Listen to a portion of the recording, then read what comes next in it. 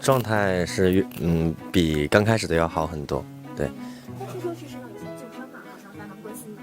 还好，就是以前学中国舞的时候，就是身上会就是留一些小伤，然后比如说下雨天的时候它会疼，然后练的如果久了也会有一点点疼，但是没有什么大碍。我还好，然后每天也有在上课，然后每天上完课，然后也有跟学员们一起打打羽毛球啊，然后或者是聊聊天之类的，所以还好。然后晚上还会有电影看，我们这边会有每天晚上放映电影。我刚才听他们说你们玩什么老年周小鸡，我说你们多大了还要玩？对，我没有玩那个，还没玩，但是我前段时间有一直抓人跟我下象棋。所以有棋友吗？就是跟楠楠基本上在宿舍的时候会下，然后因为我们那边原本就6个人嘛，现在会跟大东铺的几个同学一起下。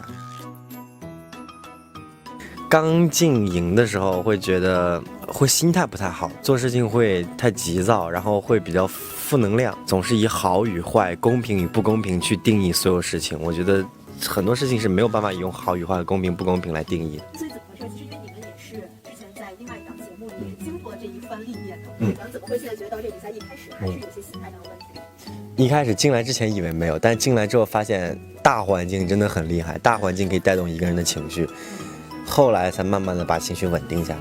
因为离当时的那个环境你很久了，对，也是很久了，也有快4年了。进来之前会想着说，自己要怎么样，发现进来之后，大环境的影响会立马改变一个人的之前的所有的设想。反正我们4个就说好了，一定要一起出道。所以你自己个人达到目标也是还是希望是我肯定是要冲这个目标努力的，可能要冲更高的目标去努力，不只是这11个人，我想超脱这11个人外的以后的日子去在这个节目中努力。就是前面我感觉其实自己的心态和自己的比赛过程，我觉得有点不够好，所以在之后就不可能再让他踩了咋了。那个时候的可能更多于说是体力上的累。我19岁的这档节目对于我来说可能更多是心态上的转变，包括说什么是18岁之后的生活，什么是可能大人应该所需要承担和思考的事情。对，我觉得作为一个男人的话，其实最重要的就是责任这2个字。我觉得红是一种玄学吧，比如老古话都说的很好，就天时地利人和，少一样都不行，就是可能还没到。要是我的话，到那个年龄之后，我可能也会有，但是在我现在所认为，就是说，为什么要有这种焦虑感呢？半百都没到呢？谁规定了你这辈子就一定要红啊？谁规定了你这辈子一定就要赚多少钱？那如果人比人的话，就会吓死人。你不能说啊，我27、28了，为什么人家27、28就火了，我没有火？那人家27、28火了，跟你有什么关系？人千万不要攀比，真的不能攀比。你攀比攀到最后，你会把自己心态攀崩了。要跟自己比，我觉得还是要跟自己比。我说实话，当大家4年融在一块的时候，可能会有争执，可能会有怎么太烦了，不想在一块待着。但是当大家真的被打散，放在各个领域的时候，那4年的感情会不自觉的让你们抱在一块，是不自觉的靠拢。说实话，小月 F 我们是都没想到的，因为我们认为他是最可能是 A 的那个人，因为各方面包括作词作曲各方面，然后都很够，包括编曲他也都会。我跟他在之前那个节目也是一对的，就是我跟他关系一直都很好，所以当时那个时候我的下意识我想陪他再来一次。在上个节目是队友，这一次我也想跟他队友。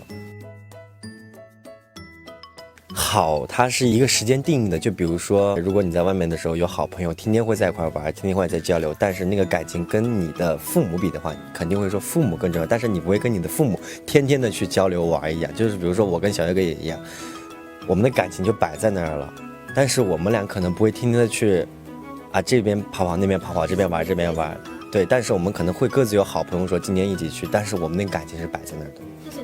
岛内之后哪些死朋友是自己交到的？那就楠楠是一个嘛，楠楠是，但是我们之前就认识嘛，对。然后林然也算，乔军武也算，贺俊雄。在之前进节目之前，就是发现自己妈粉很多，我就很奇怪，然后我就发了一条插画里面，我就说为什么没有女友粉？难道因为我不够帅吗？然后我就可能努力的想 A， 然后他们就会说你越努力你就越多妈粉，是这个努力。这次公演我觉得可以收获很多女友粉。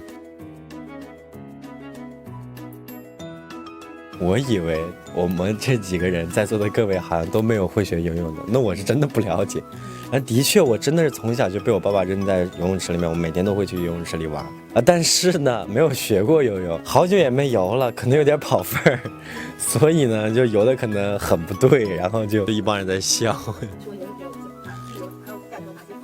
站在别人身上翻空翻，被逼出来的。上次公演站腿上面往后翻后团，还摔到给我摔到鼻子。当时如果成团的话，那就是跟着成团的走嘛。但是可能重心之后，在后期可能会慢慢的往影视方向偏，因为我最终可能还是想走影视方向。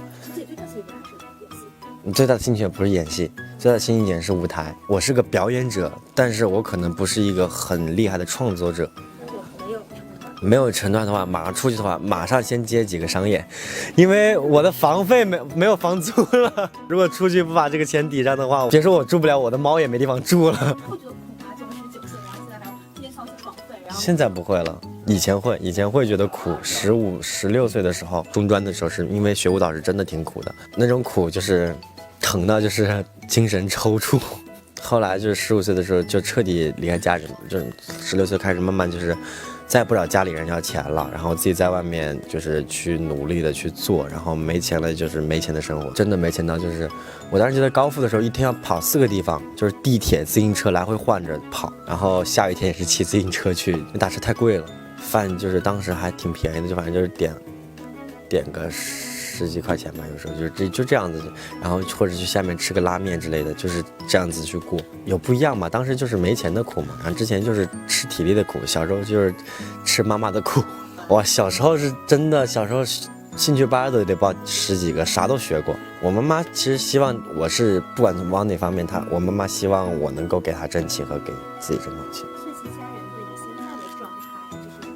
对，我妈以前是一个很要强的人，她觉得她自己做不到，她儿子一定要做到，所以她会把所有东西都放在我身上，让我去努力去够。现在就是会劝我，就说好好休息。我爸爸他喜欢女孩，所以小时候呢，我爸爸基本上不怎么管我。结果长大之后呢，我妈都基本上不怎么给我发信息了，我爸天天给我发信息。年龄渐长之后，他开始会黏他这个儿子了。小时候我妈跟我说，我爸都不怎么愿意抱我的。那其实这么看，你其实过来也挺不容易的。对，所以说自己跟自己比的话，就是说就会发现，其实自己生活一天比一天好的，你为啥要去抱怨呢？你比大部分好多了，很多人就一天比一天过得还差呢，他们都没有在抱怨，没有在放弃，你凭啥有什么好抱怨的？你想好你自己为什么，凭什么？对，我觉得是要这样子去想事情的时候，很多事情才会有一个结果和结论。